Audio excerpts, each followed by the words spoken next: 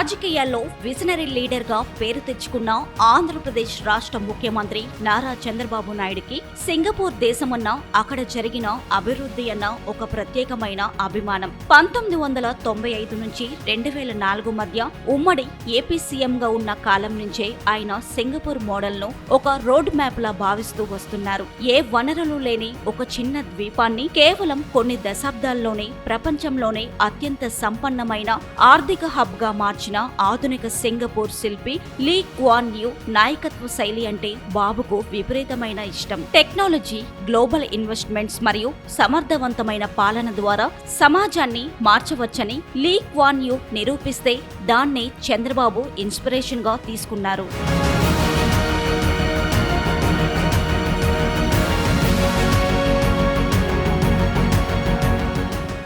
Singapore కేవలం వస్తువుల తయారీ మీదే కాకుండా ఐటీ, ఫైనాన్స్, సర్వీస్ రంగాల ఆధారంగా ఎదిగింది. దీనినే నాలెడ్జ్ ఎకానమీ అంటారు. ఇదే మోడల్ ను చంద్రబాబు హైదరాబాద్ ను సైబరాబాద్ గా మార్చే క్రమంలో అద్భుతంగా వాడుకున్నారు. ఒక నగరం అంతర్జాతీయ స్థాయికి ఎదగాలంటే ఎలాంటి వరల్డ్ క్లాస్ మౌలిక సదుపాయాలు ఉండాలో సింగపూర్ ను చూసే ఆయన స్ఫూర్తి పొందారు.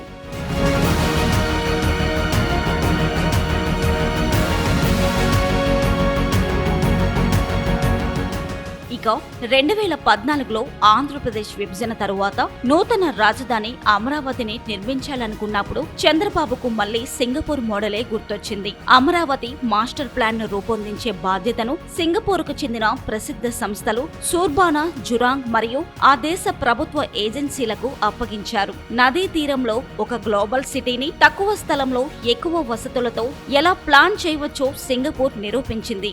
అమరావతిని కూడా అదే స్థాయిలో నీరు, పచ్చదనంతో కూడిన బ్లూ అండ్ గ్రీన్ సిటీగా మార్చాలని ఆయన కలలుగన్నారు.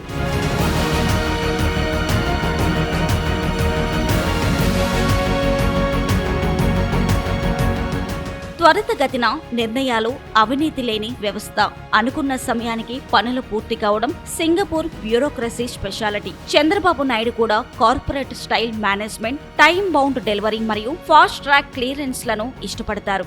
అందుకే సింగపూర్ తో బలమైన సంబంధాలు పెట్టుకోవడం ద్వారా ప్రపంచ స్థాయి కంపెనీలను, పెట్టుబడులను ఆంధ్రప్రదేశ్ కు తీసుకురావచ్చనేది ఆయన వ్యూహం. అందుకోసం ఆయన సింగపూర్ ప్రభుత్వ ప్రముఖులతో, అక్కడి పారిశ్రామికవేత్తలతో వ్యక్తిగతంగా కూడా మంచి రిలేషన్స్ మెయింటైన్ చేశారు. మొత్తానికి బాబు దృష్టిలో సింగపూర్ అంటే కేవలం ఒక దేశం కాదు, పేదరికాన్ని జయించి ప్రపంచంలోనే టాప్ లీగ్ లోకి ఎలా వెళ్లవచ్చో చూపించిన ఒక సక్సెస్ఫుల్ రోడ్ మ్యాప్.